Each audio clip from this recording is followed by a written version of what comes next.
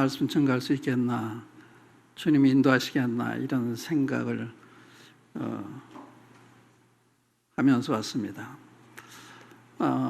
여러분들 뵈면서 느낀 게 있는데, 주님이 여러분들을 참 그동안 잘 지켜주셨구나. 얼굴들이 더 좋아 보이시고, 특별히 노숙노님들 건강하게 이렇게 지켜주신 걸 볼 때 감사가 되었고, 또 연결해서 주님께서 우리를 어떻게 생각하시나, 어떻게 기뻐하시나, 이런 점이 묵상이 됐습니다. 우선 제가 지난 금요일 날 돌아왔는데, 양일간에 느낀 점이 두 가지가 있어요. 이러저런 분들을 만나면서 두 가지인데, 하나는 주 안에서 우리 수고가 결단코 헛되지 않다고 하는 거, 계속 느껴오던 건데, 여러분들 주님이 수고하시는데 별로 주님이 날 축복하신 것 같지 않는 이런 생각하기 쉬운데, 주님은 반드시 보상하신다 하는 걸 어저께 제가 안양에 가서 안양 중부 모임을 신학장에 들렸는데, 그 예배당을 샀더라고요. 예배당 샀는데 4층 건물이고 상당히 훌륭해요. 근데 거기에 일꾼이 누군가 하면 박춘규로 하는 이런 형제님이신데, 저보다 나이가 1살 이렇게 아래 되시는 형님이신데, 그분을 제가 항상 주목을 하면서 전 귀한 분이시다.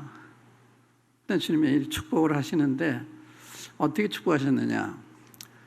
그분의 형제가 4분인가 5분이래요. 근데 3분이 4분이 목사입니다. 우리 형제님을 포함해서 목사인데, 2분은 모임에 있다가 나가서 침례가 목사님이 되시면서, 우리 그 형제님한테 거기 있냐, 월급도 안 주는데 나와서 목회하지. 근데 이번에 안 가셨어요. 혼자서 모임 안에 계셨는데, 계시면서 많은 고생했습니다. 한때는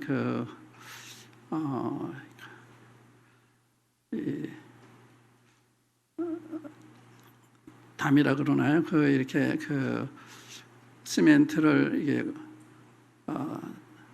만들어 가지고 시멘트 연결해서 담장 만드는, 한때 그게 유행했는데, 그걸 만들어서 하는 그 일도 하시고, 또 그게 안 되니까 돼지도 길러보시고, 이렇게 고생을 많이 하셨는데, 어떤 일이 벌어졌는가 하면, 그 형님의 아드님이 있어요.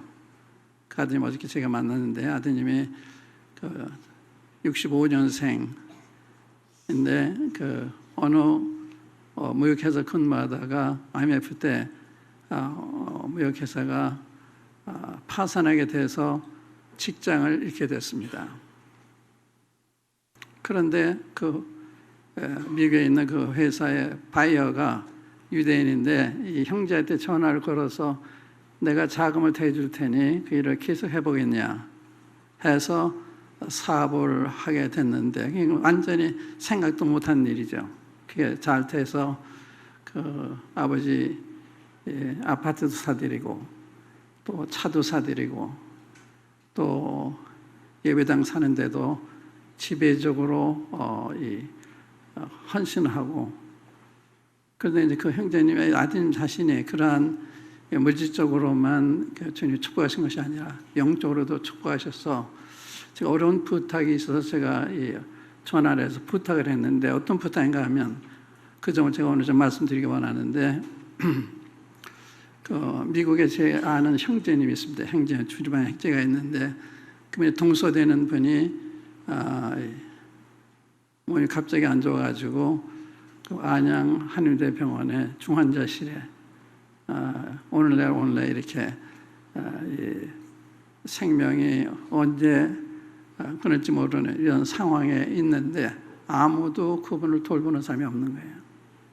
근데 두 아들이 미국에 살았는데 두 아들이 왔는데 다 영어권이기 때문에 한국말을 잘 못하고 한국 사회도 못하고 그러니까 어떻게 장례를 치러야 되는지 이 모든 걸 잘 모르기 때문에 저한테 부탁이 왔습니다. 이런 사정이 있는데 안양에 좀 신실한 이런 형제님들이 계시면 좀 부탁을 해서 도와달라. 그래가지고 제가 전화를 했는데 서슴지 않고 제가 가겠습니다. 사업하는 의미로 바쁜 편이죠. 가겠습니다. 그래서 오셔서 그 아드님의 신앙에 대해서도 제가 감명을 많이 받았어요. 그래서 그 예배당이 큰 걸 만들었는데 그 형님이 주님 300명 되는 교회를 이룰 수 있도록 도와주세요. 그런 평생 기도했대요. 그랬는데 그 예배당이 300명 수용하는 이런 기성교회가 사용하던 예배당이었는데 그것을 입수해서 건물 전체를 입수해가지고 2층에 이제 본당을 만들고 아주 잘 꾸몄어요. 참 주님이 이렇게 포성하시는구나. 그래서 우리의 주님의 수고가 헛되지 않다. 아마 여러분들 그 평생에 느끼실 거예요. 여러분들이 지금 못 느끼는 후회를 느끼실 거예요. 주님 반드시 포성하시는 그런 하나님이시다. 우리가 이제 히브리서 6장에 보면 내가 이 하나님 이름을 위해서 나타낸 사랑과 그 섬김을 하나님이 잊지 아니하신다. 잊어버리지 아니하신다. 반드시 포성하신다. 그래서 여러분들이 이 수고를 하시는데 어떠한 여기에 대한 포성이 없는 것 같아도 낙심하지 마십시오. 때가 되면 주님이 반드시 포성하시는, 그건 제가 계속 보고 있는 겁니다. 그뿐만이 아니고 이 다른 경우에도 주님 반드시 포성하시는구나, 이제 그런 걸 경험을 했고요. 그다음에 또 하나는 그 어려운 문제를 부탁했을 때 누구든지 침을 지으면 침지기 원하는 사람은 없을 거예요. 아무 연고도 없는 사람을 장례도 치러줘야 되고 기타 필요한 모든 도움을 줘야 되는데 그 부탁을 하는데 그걸 저희가 돌보겠습니다. 이런 대답이 쉬운 게 아니거든요. 그런데 서슴지 않고 제가 그 병원을 가보겠습니다. 이런 걸 보면서 저 자신을 돌아봤습니다. 돌아봐서 제가 이런 부탁이 왔을 때 과연 그 형제처럼 쉽게 받아들였을까? 그렇지 않으면 무거운 짐이기 때문에 주저했을까? 아마 주저했을 것 같아요. 그걸 생각하면서 제가 이 마태복음 25장 말씀을 생각했습니다. 마태복음 25장 한번 찾아보겠습니다. 마태복음 25장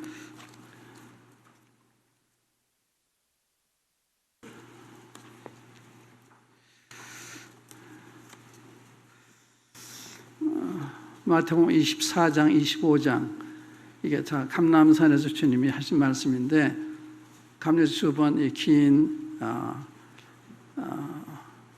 유명한 말씀하신 게 그 마태복음 5장에서 7장에 산상교훈이라는 게 있잖아요. 그게 이제 감람산에서 하신 거거든요. 강론하신 거예요.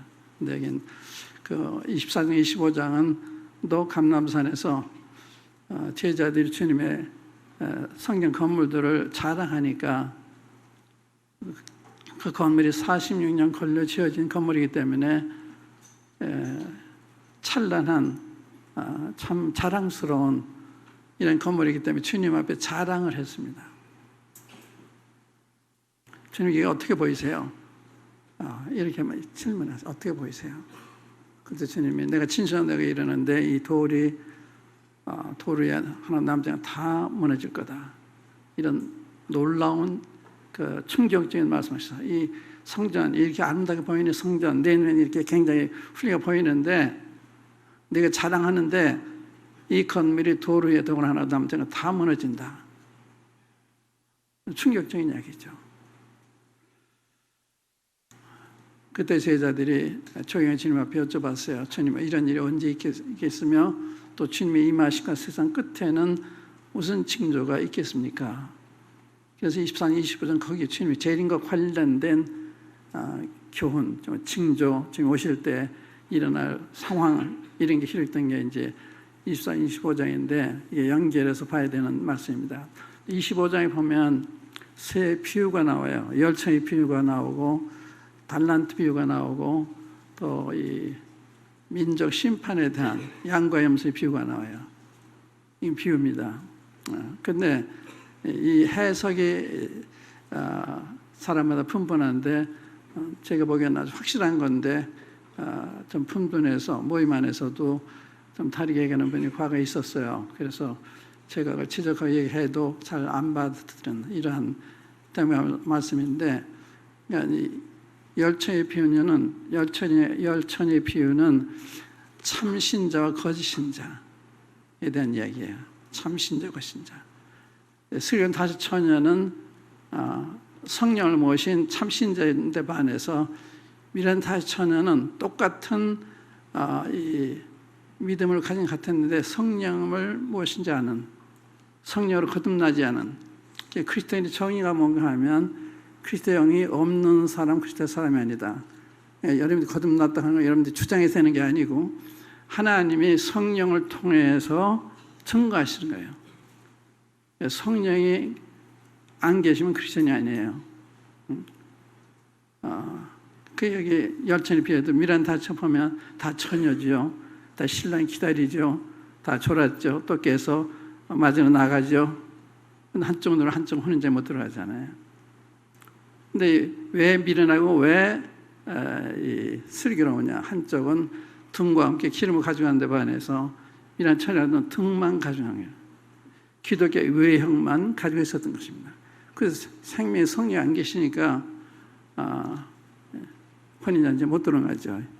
여러분들 혹시 그런 분들 계시면 안 되잖아요. 처음에 오실 때 준비했던 사람들은 혼인잔치에 들어가고 나머지는 와서 나중에 문을 두드릴 때 난 너를 알지 못한다. 좀 거절하잖아요. 그러니까 거듭난 사람의 증거는 성령이 그 안에 계시느냐 안 계시느냐. 성령이 계셔야만 크리스찬이에요. 성령 안 계시면 크리스찬이 아니에요. 제 안에 성령 안 계시면 크리스찬이 아니에요. 말씀 증거해도. 굉장히 중요한 이야기입니다. 근데 이 부분이 선명하지가 않아요. 이게 분명한데 로마서 8장 9절을 보면 누구든지 그리스도의 영이 없으면 그리스도 사람이 아니라, 이게 성령의 증거입니다. 그리스도의 영이 없으면 크리스도는 아니라는 거예요. 또 너희가 믿음에 있는 건 너희 잘 시험하고 너희 잘 확증하라. 예수 그리스도께서 너희 안에 계신 줄을 스스로 알지 못하느냐. 그래서 버리운 자다. 그러니까 성령에 계시는 사람이 크리스천이에요. 그럼 크리스천 어떻게 아니냐? 성령에 계시면요, 이건 어린애가 태어나는 거 똑같아요. 어린애가 태어나면 살아있으면 엄마 젖달라고 울죠. 살아있는 애가 젖 먹자고 지탱할 수가 없습니다. 그래서 젖달라고 우는 거예요. 본능적으로. 그러니까 거듭난 하나님 말씀을 사모하게 되는 거예요. 또 말씀 읽으면 깨달아지는 거예요. 그게 생명 있는 증거거든요. 말씀의 맛을 아는 거예요. 어린이가 태어나서 엄마 젖을 물리면 그렇게 엄마 젖을 달게 잘 빨아먹잖아요. 그것이 살아있는 사람의 증거입니다.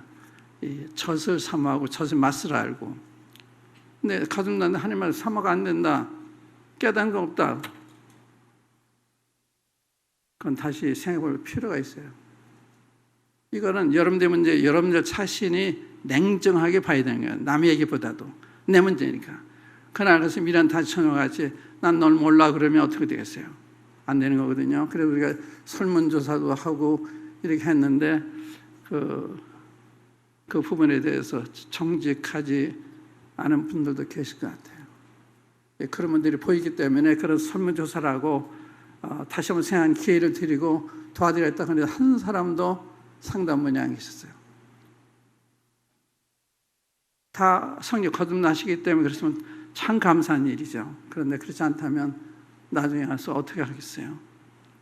여기서 이 문제 뭔가 하면 주님의 재림을 믿고 기다리는 사람들 가운데도 하나로 못 들어갈 자들이 있다. 말씀해요.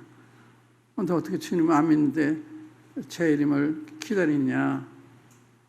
그럴 수 있는 거예요.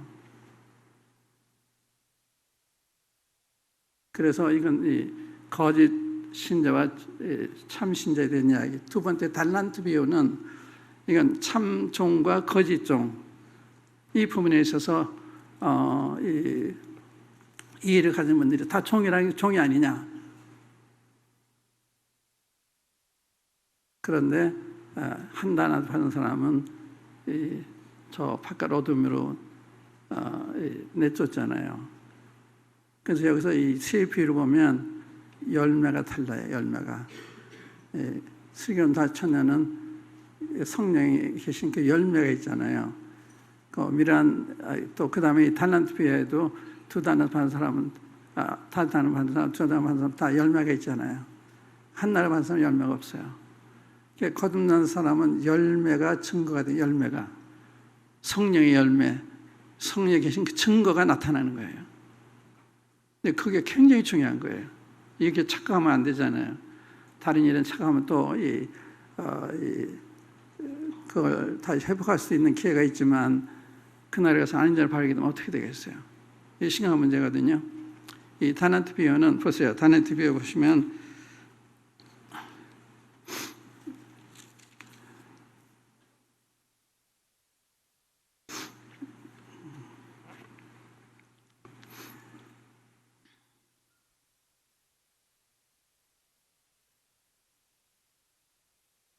30절 보세요.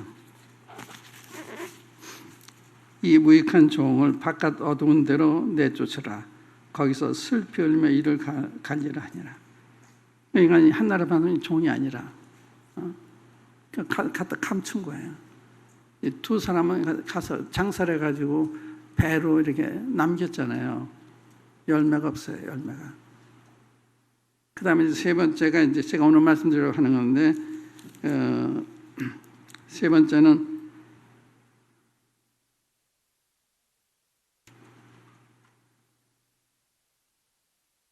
31절부터 읽어보겠습니다. 31절부터 이게 주님의 재림과 관련된 얘기입니다. 주님이 재림 관련된 얘기. 주님이 재림하실 때 나타나는 현상이죠. 31절부터 인자가 자기 영광으로 모든 천사와 함께 올 때 자기 영광의 보좌에 앉으리니. 24절 주님이 큰 영광 능력 오신다 그러잖아요. 주님이 재림하시잖아요. 재림하실 때 주님 뭘 하시냐? 재림하실 때 이 영광의 보좌, 이 심판의 보좌입니다. 앉으셔서 열방을 심판하시는, 세계 모든 민족을 앞으로 불러가지고 심판하신 장면입니다. 그래서 성경에는 여러 가지 심판이 있는데 그 악인의 심판이 있고요, 그리스도인의 심판이 있고 여러 민족 심판이 있어요. 이게 민족 심판이에요. 이 민족들을 앞으로 모으시고 한쪽은 양으로 분류하시고 한쪽은 염소로 분류하시잖아요. 그래서 양은 하나님 예비하신 그 나라에 태어난 데 반해서 이 염소는 못 들어가요. 염소는 열매가 없어요.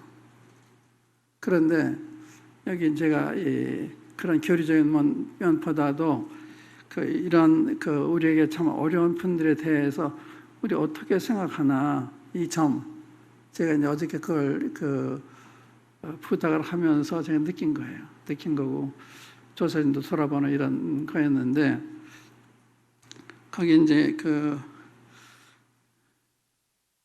한번 제가 읽겠습니다. 31절부터 인자가 자기 영광으로 모든 천사와 함께 올 때 자기 영광의 보좌에 앉으리니 모든 민족을 그 앞에 모으고 각각 구분하기를 목자가 양과 염소로 구분한 것 같이 하며 모든 민족 그 앞 모은다고 그러셨잖아요.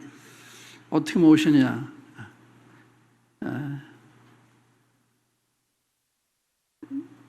신체적으로 모으시는 건 아닐 거예요. 모든 민족이 다 한 군데 모을 수 없는데 혹시 우리가 이제 이사야서에 보면 요셉 골짜기에 모으시는데 모든 민족이 예루살렘을 공격하고 해서 예루살렘을 포위하는 때가 있어요. 아마 그것이 민족 심판의 그림 아닌가 생각이 되네요. 여하튼 이렇게 모든 민족이 이루셔가지고 이렇게 이런 장소에서 모으시는 게 아니라 이런 전쟁 상태에서 모아가지고 주님이 이제 그 판단을 심판하시는 건데 뭐라고 하신가 하면 34절에 그때 임금이 그 오른편에 있는 자들에게 이르시되 내 아버지께 복받을 자들이여 나와 창세로부터 너희를 위해 예비된 나라를 상속받으라.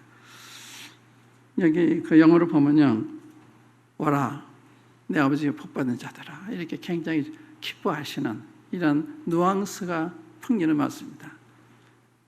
내 아버지께 복받은 자들아 다 와라. 가서 창세로부터 너희를 위해 예비된 나라를 상속받으라.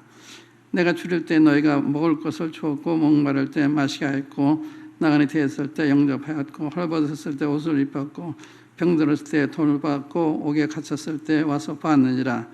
이에 의인들이 대답하여 이르되 주여 우리가 어느 때에 주께서 줄이신 것을 보고 음식을 대접하였으며 목마르신 것을 보고 마시게 하였나이까. 어느 때에 나그네 된 것을 보고 영접하였으며 헐벗으신 것을 보고 옷 입혔나이까. 어느 때에 병드신 것이나 옥에 가신 것을 보고 가서 배웠나이까 하려니 임금이 대답하여 이르시되 내가 진실로 너희에게 이르노니 너희가 여기 내 형제 중에 지극히 작은 자 하나에게 한 것이 곧 내게 한 것이니라 하시고, 여기 그 양에 속하는 이 사람들이 주의 형제들한테 서원을 행했는데 줄인 자, 목마른 자, 헐벗은 자, 병든 자 이랬으면 돌봤는데 이상하게 그게 우리가 좋아하는 사람들이 아니잖아요.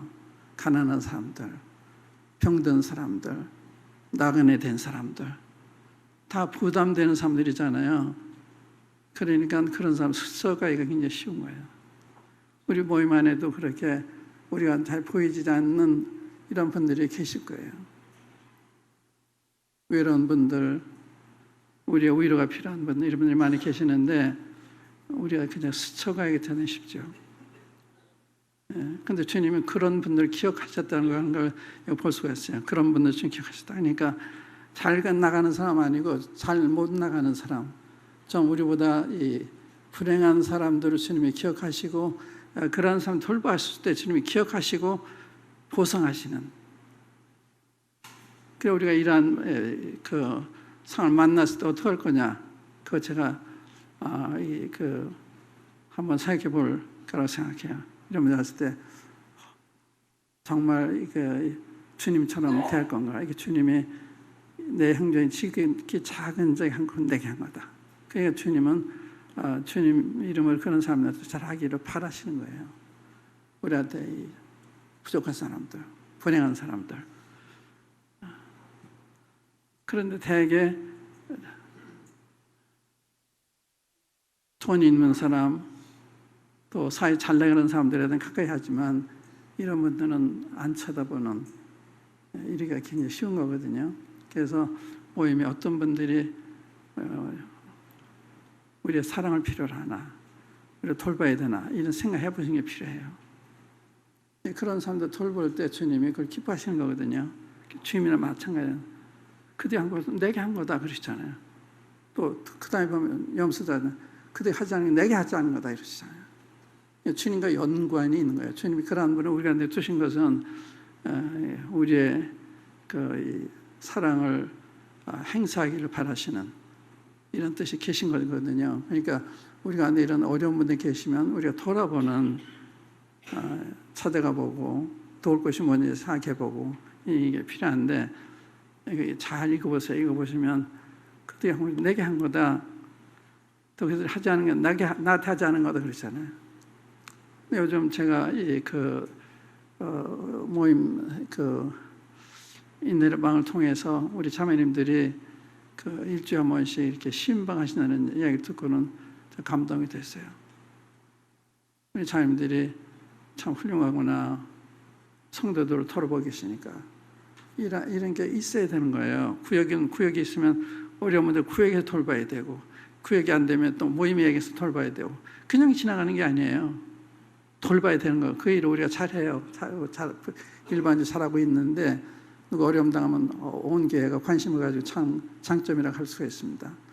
근데 그걸 평소에 그런 어떤 일이 벌어지기 전에 예방 차원에서 미리 돌아보는 이런 것도 필요한 거거든요.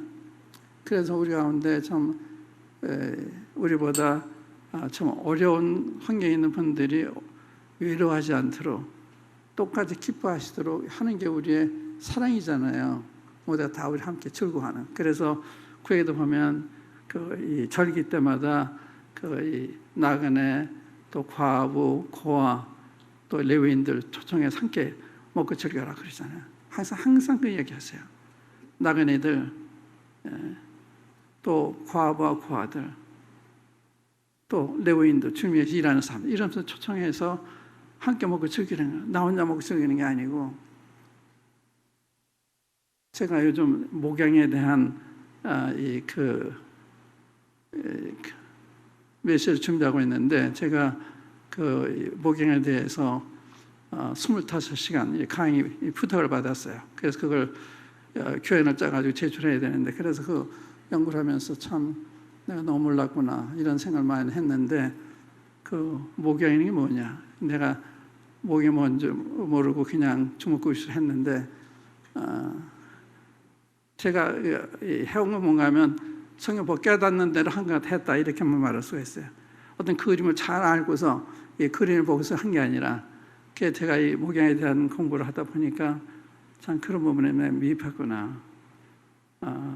그래서 참 제가 뉘우치기도 하고 좀 용서 구하기도 하고 제가 젊다면 다시 사역을 해보고 싶은 이런 충동도 받고 그럴 정도로 제가 흥분이 될 정도로 이 목양에 대한 게 이렇게 중요하고 이렇게 좋은 거고 필요한 건데 내가 이 가치를 잘 몰랐구나. 목양을 잘하면 가정이 바뀌어요. 그렇지 않아요? 가정이 바뀌어요. 그런데 우리가 목양하는데 뭐 바뀌는 게 뭐가 있는지 잘 모르겠어요. 지금 유지하는 것 자체도 참 귀한 거지만 이 가정이 바뀌어야 되거든요. 가정이. 또 사회도 바뀌어야 되는 거예요. 그러니까 우리한테 큰 책임 있는 거예요. 이 목양을 잘못했기 때문에 사회도 이렇게 되고 나라도 이렇게 되고 가정도 그렇게 되고 이 목양이 이렇게 중요한 거거든요. 그런데 그러한 그 목양의 그 큰 그림을 제가 생각 못했죠. 그래서 이 양들 한 사람 한 사람 얼마나 중요한 건가. 어떤 분이 이 목양을 배우기 위해서 중동에 가서 그 광야에서 양치기들을 만나서 연구를 해요. 어떻게 양을 돌보는지 감동이 참 많아요. 어떻게 감동이 되는가 하면 매일같이 양들로 나가는 거예요. 나가서 같이 광야에서 자고 또 그 다음날 같이 돌아보면서 양들 한 마리 한 마리 그 상태를 다 점검하는 거예요. 이름도 다 알고 있고 다 점검을 하고 또 어떤 양들은 우리에 두고 가야 되고 이런 거 전부 상태를 하나하나 다 파악해가지고 돌아보는 그런 거 보면서 나는 너무나 못하고 있구나. 그 양들 한 사람들이 그렇지 않은데 이 짐승의 양도 그렇게 사랑해서 그렇게 하는데 성이 나오잖아요. 양을 찾으니 즐겁게 메고 집에 와서 볶아서 풀어먹고 나오시잖아요. 이렇게 한 마리 한 마리 양을 중요시하기는 이 실제 하나님이 그렇게 하는 게 아니라 이 목자가 그렇게 해요. 목자가 그러니까 그 목자하는 일에 대한 걸 그 짐승 목자들에게서 배우는 거예요.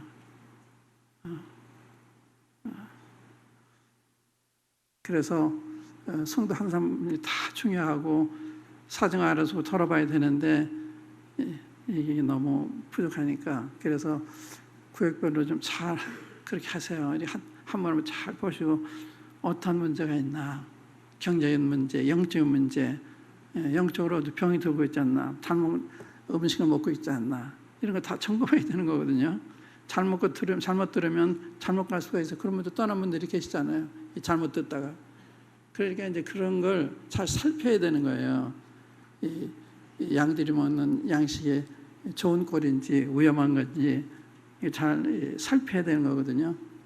근데 좀 방관했다고 할 만큼 그렇게 못했죠. 그래서 이게 주님 말씀하는 그 줄인 자들, 목마른 자들, 헐벗은 자들, 또 그 나그네 된 자들, 병든 자들, 이게 다 이런 사람이 주님처럼 되어라고 하는 거예요. 그래 우리 모임에 우리가 그런 관심 가진다면 그럼 이런 사람이 없을 거 아니에요. 다 우리 함께 즐거워하고 함께 기뻐하고 이게 주님 원하시는 교회의 모습인 거예요. 교회가 우리 자기도 주로 만족하는 게 아니라 다른 사람과 함께 즐기는 주님을 즐기는 이런 게 이제 굉장히 필요한 거거든요.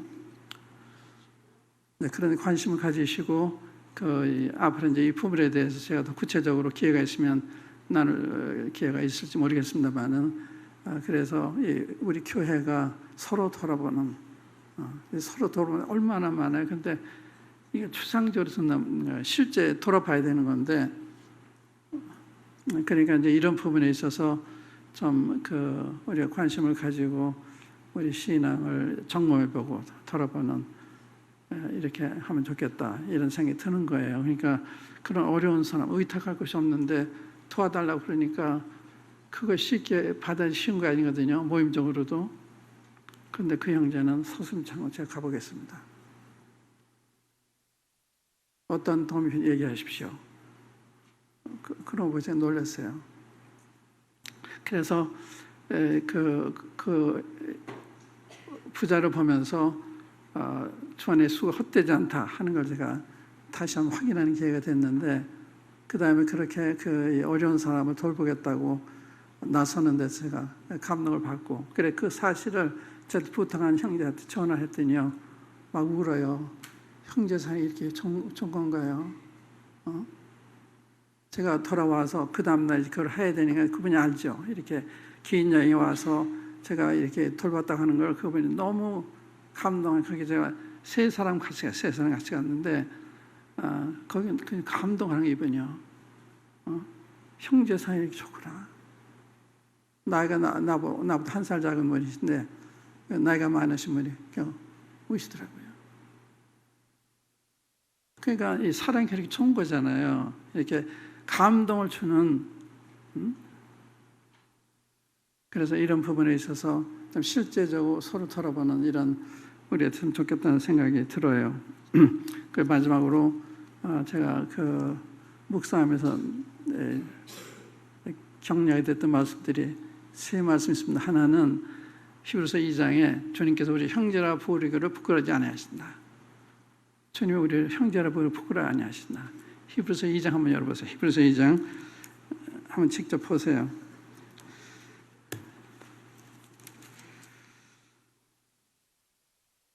2장 11절에 보면 거룩하게 하시는 이와 거룩하게 함을 입은 자들이 다 한 근원에서 난지라. 그러므로 형제라 부르시기를 부끄러워 아니하시고. 주님이 우리 형제라고 부끄러워 아니하신다. 우리 부끄러워할 거다는 생각하잖아요. 우리가 부끄러워하지 않을 만한 우리가 잘한다고 생각이 안 되는데도 주님은 부끄러워 않는 그 이유가 뭐냐? 다 하나에서 난지라. 이게 무슨 뜻이에요? 밀이 하나로 밀이 땅에 떨어졌잖아요. 거기서 싹이나 자라서 밀을 맺잖아요. 주님은 그 하나의 밀이 땅에 떨어져 썩으신 거고 우리는 그 결과로 밀이 돼서 나오니까 다 하나에서 났잖아요. 그러니까 주님 가진 생명과 내가 가진 생명이 똑같은 거예요. 그래서 이 합법적으로 우리를 형제라 부르기는데 부끄럽지 않다는 말은 손색이 없는 형제라 부르신 밖에 손색이 없는 이라고 보신 거예요. 그러니까 우리가 이제 우리 상태를 보면 부정이 많은데 우리가 합법적으로 주님의 생명을 받은 자들이다. 한 해 난지라. 그러기 때문에 형제라 부르기 부끄러워하지 않았다. 우리 자체를 저는 기뻐하시는 거예요. 상태 관계없이. 우리 형제에게 손색이 없잖아요. 우리 형제 자매에게 손색이 없잖아요. 이게 부끄러워하지 않는 뜻이에요. 거듭났기 때문에. 그래서 우리가 주님이 우리 형제를 부르시기에 손색이 없는 자격이 충분한 그런 뜻이거든요. 부끄러워하지 않으신다. 주님이 우리 형제를 부끄러워 안 하시면 얼마나 좋아요. 근데 어떤 분들은 제가 전에 미 대선 근무하는 여자분이 계셨는데 거기에 우리 참여님이 방을 얻어가지고 새를 사셨어요. 근데 사회적으로 너무 차이가 있잖아요. 이 미 대선관에 근무하는 여자분이고, 그리고 이제 우리 참여님은 좀 어려운 분이시고, 저한테 뭐라 그러는지 아세요? 왜 그 교회 나가서 다 쭈그러지고 이렇게 표현했어요. 다 쭈그러지고 깨지고 그런 사람들이냐. 그래서 제가 그러한 분을 하나님이 사랑하시는 게 놀랍지 않습니까? 그랬어요. 우리는 다 쭈그러진 사람들이에요. 그러니까 주님의 은혜 입은 거예요. 그분이 말든 마찬가지예요. 정말 어떤 분은 와서 뭐라고 얘기하는가 하면 우리 모이면은 자기를 나타내지 않잖아요. 다 자기를 가리고 겸손하고 그러니까 나타내는 사람도 없으니까 좀 사회적으로 수준이 낮은 사람들이 모이는 그렇게 이야기하는 분이 있었어요. 근데 그게 자랑스러운 거예요. 너희 부르시는 분아 너희 중에 문벌자 많지 않냐고, 지혜 있는 자 많지 않냐고, 또 강한 자가 많지 않냐고. 그러니까 우리 다 그런 사람들이라 그러기 때문에 부름 받은 거예요. 은혜 입은 거예요. 그래 그거를 부끄러워한다 아니죠. 우리 형제님들 참 자랑스러운 거죠. 우리 형님이 자랑하는 주님을 자랑하는 거예요. 주님이 이랑 우리 부르셨기 때문에. 근데 우리도 부끄러운 경우가 있어요. 어떤 형제가 좀 어렵게 하면은 왜 그런 형제를 그냥 두냐, 참 충고해서 그렇게 못하게 하지, 이런 한 자매님이 계셨어요. 그래서 제가 뭐라고 대답하는가 하면 주님이 받으셨지 않습니까? 우리도 받아야 되지 않습니까? 그런 거거든요. 주님이 받으시니까 부족한 분들이 있죠. 그러나 주님이 우리 받으시니까 우리도 받아야 되는 거예요. 우리가 주님보다 더 의로운 게 아니잖아요. 주님도 우리를 받으시고 구원해 주시고 그러시는데 우리가 누군데 감히 차별을 해요. 그래서 우리가 그런 부족한 분들이 있어도 받는 사랑으로 받아주고 참아주고 기다려주고 이런 게 필요하잖아요. 조금 잘못하다가 지적하고 막 이러면 어떻게 우리 가운데서 편안히 있을 수가 있겠어요. 그래도 모른 척하고 그럴 때 편안한 마음을 갖지 않겠어요. 그 다음에 또 하나는 그 11장이죠. 히브리서 11장입니다. 11장에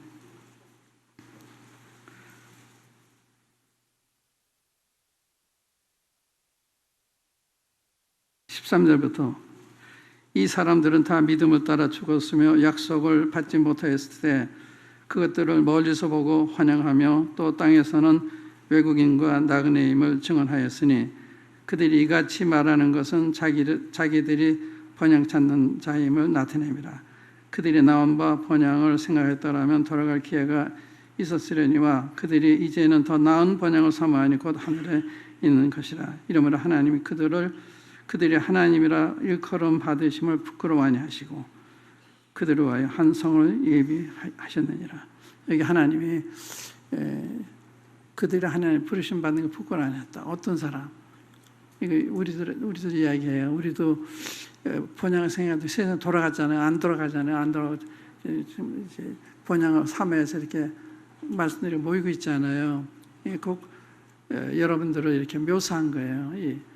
더 나은 번영을 삼아하기 때문에 세상 사람들처럼 살지 않잖아요. 그렇기 때문에 주님이 그런 사람들의 하나님의 부름 받으시는 것을 부끄러워하니 하신다.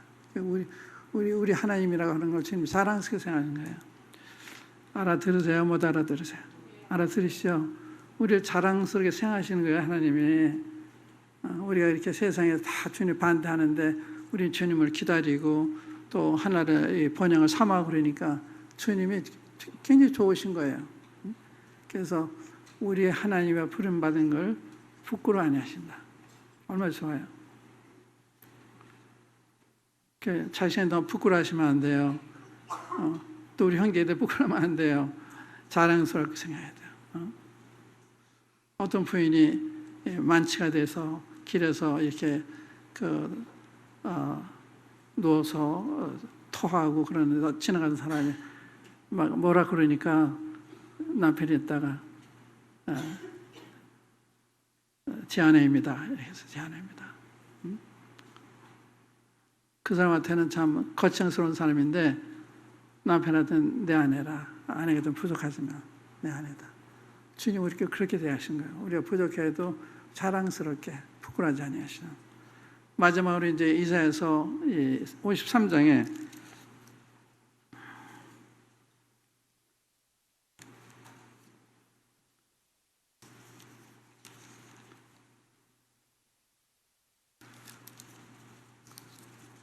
이사야 53장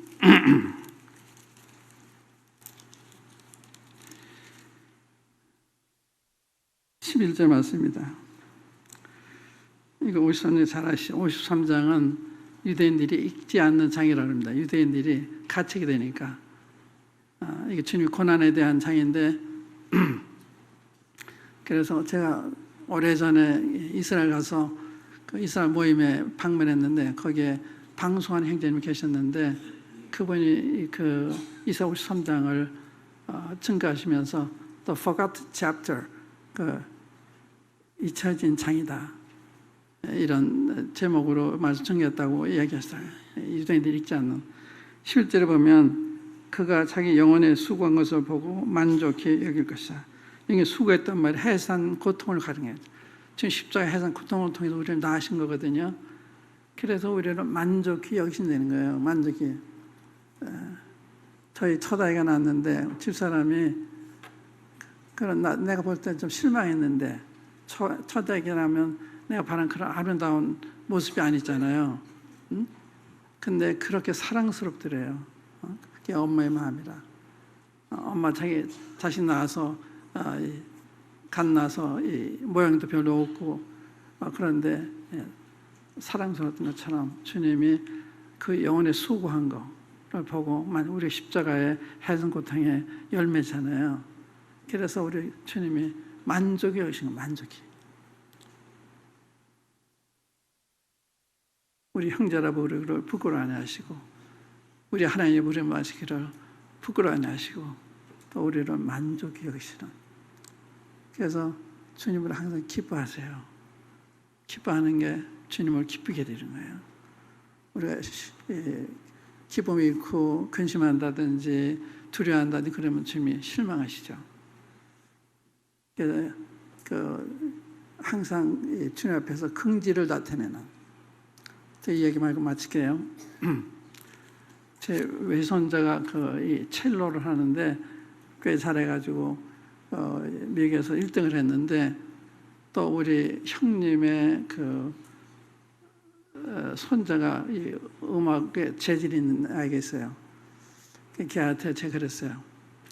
야, 너 마이클 첼로 하는 거 들어봤냐? 잘하지? 그러니까 잘해요. 저는 더 잘해요. 그래요. 그게 듣기 참 좋더라고요. 저는 더 잘해요. 그런 것이. 그런 긍지를 가지시라고요.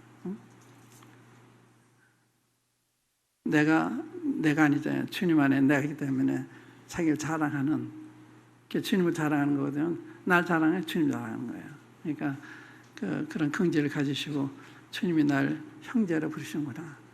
나 하나님의 부름 받기를 부끄러워 안 하시는구나. 날 보고 만족해 하신다니 얼마나 좋아요. 한번 기도하십시다.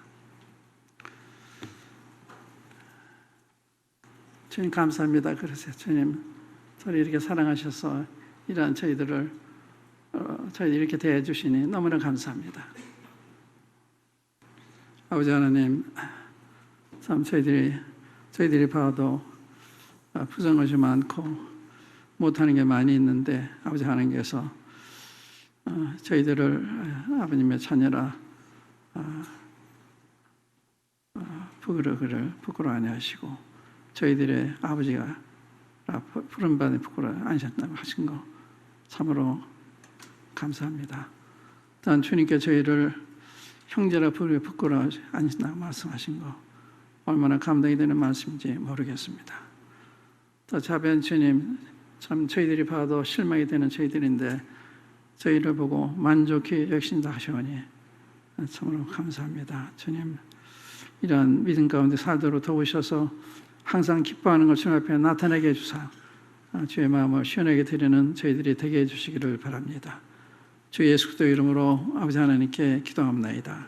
아멘. 감사합니다.